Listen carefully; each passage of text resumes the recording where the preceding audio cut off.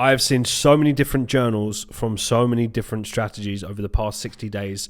I know why you're not profitable. It's so obvious. My instincts thought exactly the same, and now I have confirmation of it. So in this video, I just want to really raw go through price, explain to you exactly what I mean, in hope that you can come to this conclusion with some humility to what I'm saying. Because when people have done that and they've dropped their ego and they've looked through their own data to what I've been talking about, I would say the last couple of months, where I spoke about looking at how far your winners run. So for those of you that took that serious, I've had some phenomenal feedback from that, because what you did is that you went over your trades and realized the reason why you're not profitable is not because you don't get in good trades. You actually get into some really fabulous trades. But what happens is you don't actually know how far your winners run. So you're banking 2% when your average winner is actually running for 8. And then when you're going into drawdown, which is inevitable for any great trader, it's really tedious for you to get out of it. You're more likely to go on tilt. You're more likely to blow your funded account. You're just going through this loop. Do you really want that same frustration? It's such a simple fix. And one of the fixes is actually positioning. So I'm going to explain that here on, if you're too zoomed in and you're not valuing all of the time frames, and I'll show you how I value every time frame, you're shooting yourself in the foot. Because there's a time and a place when to value the lower time frame. I love the lower time frame, but that's to turbocharge what I'm already doing well. It already complements the core. I wouldn't use it to analyze. That's the problem. So I'll explain it. When you understand positioning, you'll understand what I mean. So I'm going to get straight into this. We'll start off with Euro Kiwi. So Euro Kiwi, let's tidy this up. So Euro Kiwi on the H4. We'll actually start on the daily on this one, because this gives you a clue into this. At this point, into this value area, this is a high time frame structure. You can see we've tapped into the highs, we've cleared all of that area, we created this consolidation here, we've cleared that impulsively. You can see the impulsive break. We're essentially coming up to an area where there's most likely to be volume, where there's most likely to see the bigger players step in for the continuation of the trend. So by doing so, that daily, if you're always waiting for the daily, if let's say you're just a swing trader and that's all you know, a lot of the times you're too late, and there is lower time frames than that are still weighted enough for you to get direction, but get better stop placement. This is where H4 mastery comes into play. And by the way, feedback on that has been just exceptional. Wait until you see the implementation of it, because it's early doors, right? Wait until you see the implementation of it, and that we get feedback of results in even just a couple of weeks from now, or by the end of October, when people have really got it, they've applied it to their funding. Honestly, I cannot wait. But anyway, so let's say you want to capitalize on this run, right? I'm looking at a daily. I understand that by the time the daily closes, that could be down here, and I can't afford to wait for that. So is there a higher time frame that I can use? Yes. So you get your first glance at a rejection. You get your 4 hour. You need to know what you're looking at. This one was slightly higher in risk, but again, I won't go into the variables, but we'll just mark this on a slightly higher in risk. You then get your follow through, and then we go to the lower time frame. Now I look at the structure in and of itself. I can then start to go lower into the 15, and then I can go into the even lower time frames if I need to. A lot of the times I don't need to, but the trade idea was built on the higher time frame. I'm not going to the lower time frame to analyze. I can already see it. I can see it on the 1 hour. I know the idea that I'm looking at. It's then just, can I time a better entry on the lower time frame? Sometimes you can't. Sometimes you actually need a higher time frame to time a better entry, because the lower time frame is just noisy. That is the truth. I know some people will have the idea of, no, it's not noise, everything means something, and maybe it does to a certain degree. But more often than not, this is where people get caught out, which is why I say people that are just trying to scalp all the time in super lower time frames think that's the way to make most money. Most of these people are in drawdown. I like to talk about the majority of what can the majority pull off. That's how I like to look at it. Black and white, no nonsense advice. What can the average person picking up trading do? Not can the 0.01% person that has managed to do it on a super lower time frame can analyze and execute.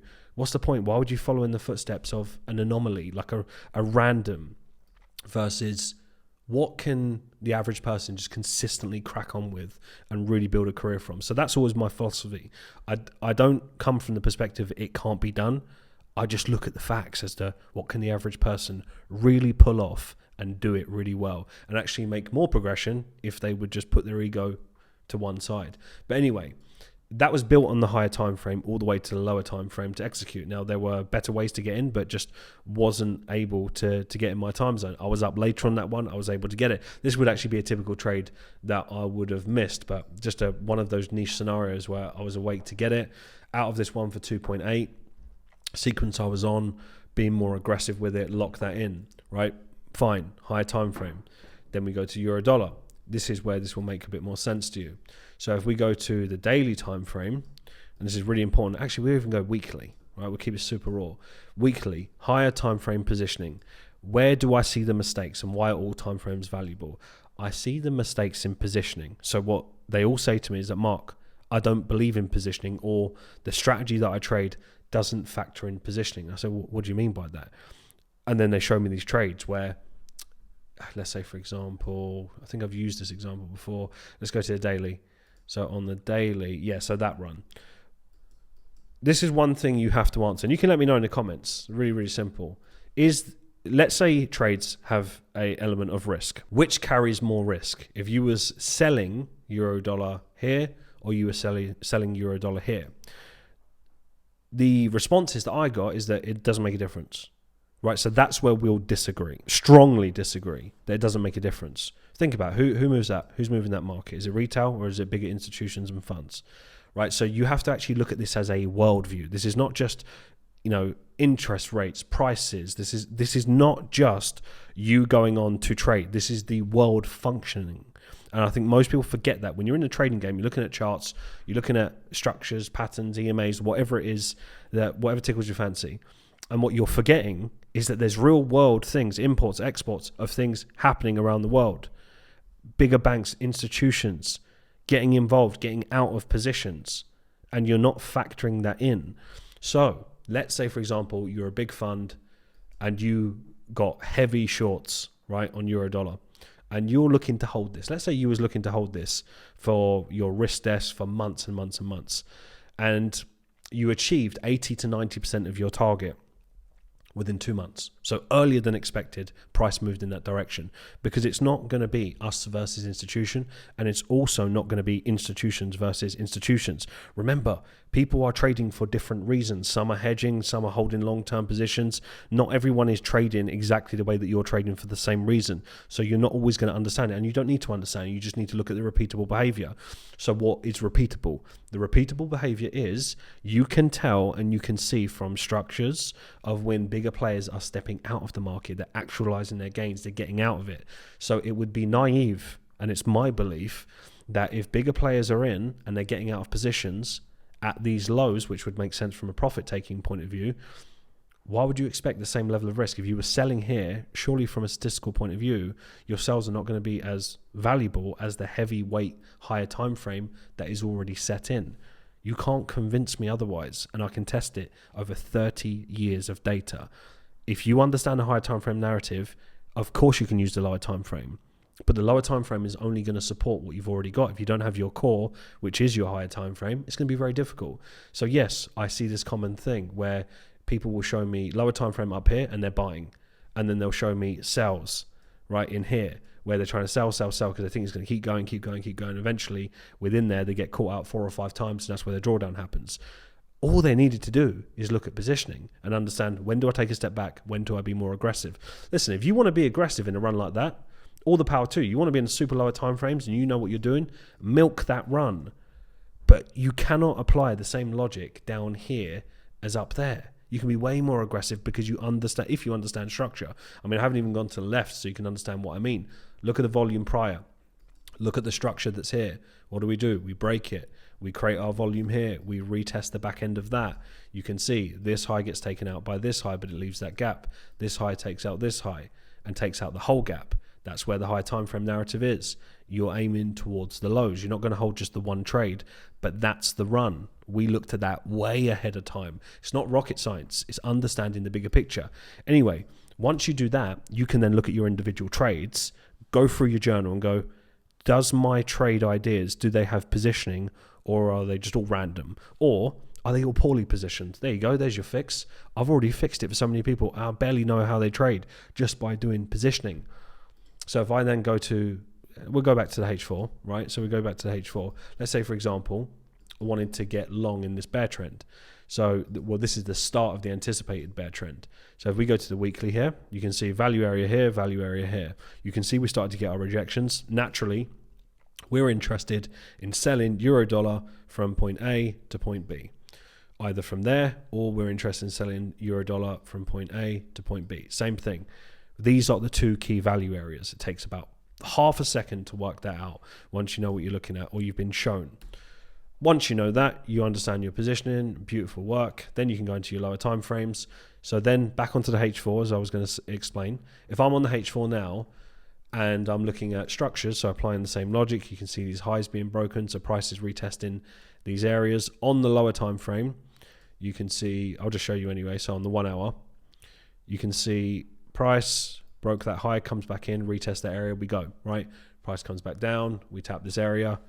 So you do actually have your riskier 1 hour trade. You also have your higher in risk 4 hour. This is where this temporary works, right? This was technically a trade. I'm happy to not take this trade, but it gives you more of an insight into the robustness of how dynamic the system is. If you wanted to buy this temporarily into that area of volume, you could do so, right? And you would set your take profit in that area. And that would actually be where you'd be looking for the shorts, funny enough. So you'd basically be getting out where you're getting back in. But with the higher time frame in mind, you're buying in a sell zone is the point that I'm making. So I want you to think about that and how many trades do you take where you literally buy in a sell zone, where the bigger players are about to step in, where they consistently show you how they step in. That's the point I'm making. And a lot of your losses comes from that. And I'm giving you a bit of a compliment here. The kind of trades that I've seen are absolutely garbage. They are so zoomed in, it is insane. An example of that would be, because I saw one the other day so this, right, on Kiwi Yen. So Kiwi Yen on the daily, you're looking at this value area. That is a massive value area. It's a massive daily candle. So again, typical swing would be, right, if you was in there, you had your stop above, you don't want a massive stop size just to travel all of this way, even if it does for 3 to 1. I get that. I'm on the same boat. There is a certain element of negative risk to reward where it's really just not worth it for how far it has to travel for such little risk to reward. I can agree with that. But if we go to the H4, again, you can identify, just like I showed you on euro dollar, there's the volume, there's your rejections. Of course, I'm not going into the exact detail of which candle, etc. I'm trying to show you the concept here. By understanding that, you don't necessarily need to wait for the daily. Does it mean by not waiting for the daily it carries a bit more risk? Yes, but it's then situational. So why am I highlighting this part? Situational. I really want this. Like, write it down situational, because a lot of the times, because you don't assess the situation, you don't assess the positioning of the higher time frame, you're in such a lower time frame narrative and stuck in that. You're not asking the question, can I afford to take this risk? And when I say can I afford to take the risk, is that, are you in profit? And if you're in profit, if the trade is slightly higher in risk, is it more sensible for you to take a trade that's higher in risk when you understand how to categorize the risk in the first place if you're in profit? Yes or no? Yes. Okay, so what if you're in drawdown and you're not doing well? Is it a wise idea for you to start taking trades that are unconfirmed? Absolutely not. So let's take that same logic. You see the value area there? Let's work our way down. 1 hour. Okay, it doesn't mean too much, like right in the area. Then we go 15. Let's say 5. So 5 is the lowest that we go. So I'm in on the 5. If I start zooming in, and this is the kind of thing I'm seeing, and I'm blowing my chart up, I'm going to start overvaluing. Bearing in mind, we can all agree we're in a sell zone, right? I showed you that on the high time frame. We're in a sell zone. If you're zoomed in like this, everything means something. So if I now delete this and mark it on, there's your high, there's your low. And what you're looking at is that you're looking at this gap is going to be filled, right, at a high. You're going to fill that high or equal that high, for example. But I'm looking for this low to be taken out. What does price do? It comes down, leaves the gap, moves away, eventually takes out the low. You start getting long. You start getting long there. Let's say just like a rough entry. You might get long here, and your stop would be below that low. So call it, 10, and you're aiming for that high at 1.8, 2 to 1. I wouldn't even aim for a 2 to 1, but anyway. But let's say you was looking to do that. If I now go to the 1 hour, because this literally is the problem that I'm seeing every single time. You don't identify where you're positioned. So you're basically now, if I zoom out, even just on the 1 hour, that's where you were buying. You were buying in the sell zone. Right? This is when players are getting out. Look at the squeeze of the market. It showed you so many times that if you start buying in a sell zone, you're going to get slaughtered over and over again. If anything, it was positioned for the sell. And I see that on repeat like you couldn't imagine. And if you're someone who trades, I don't care how you trade.